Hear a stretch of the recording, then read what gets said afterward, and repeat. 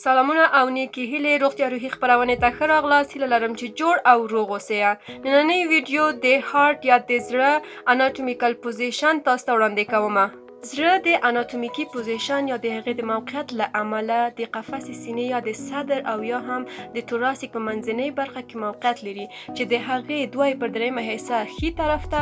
او 1/3 حصه یې کیڼ طرف ته موقعیت لري. زړه د عمومي شکل له لحاظه پیرامډل شیپ یا هم چنان هرم شکل ته ورته شکل لري او د هغې سرفیسونه چې دي د خارجي شکل نه که موږ زړه ته متوجه شو او یا هم وګورو نو هغه انټیریور سرفیس لري، انفیریور سرفیس لري، ډیافراګماټیک سرفیس لري، پلمونري رایټ سرفیس ته او د هغې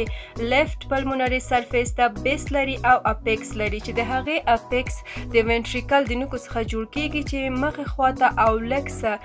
لاندنۍ خواته متوجه دی. د زړه نور ساختمانونه چې د زړه ساختمان اناتومیکي جوړوي هغه سوپریور وینا کاوا دی، انفیریور وینا کاوا دی، اورټیک آرچ دی او همچنان 4 دانې پلمونري وینز دي چې په دوو طرف ته موقعیت لري او همدارنګه د هغې آرټریومز یا دهلیزونه دي چې د زړه په پاسینی برخه کې موقعیت لري او د هغې 2 دانې نور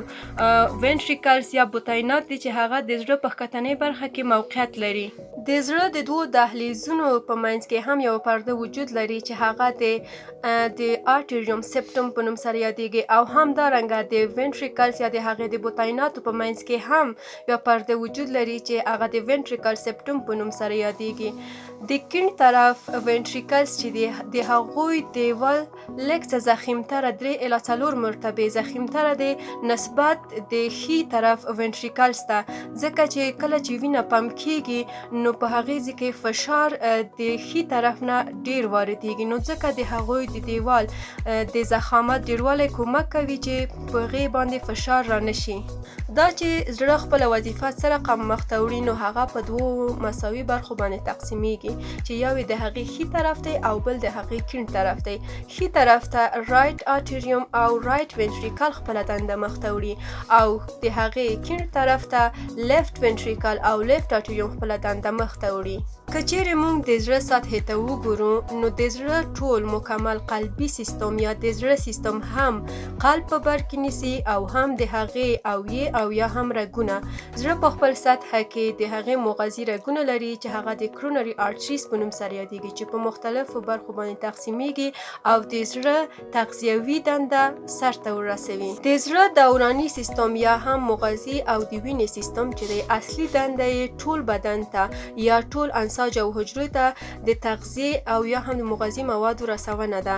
او د زړه مکمل ټول دوران چې دی په 2 دورانونو باندې تقسیمیږي، یو کبیر دوران دی او بل هم صغیر دوران دی.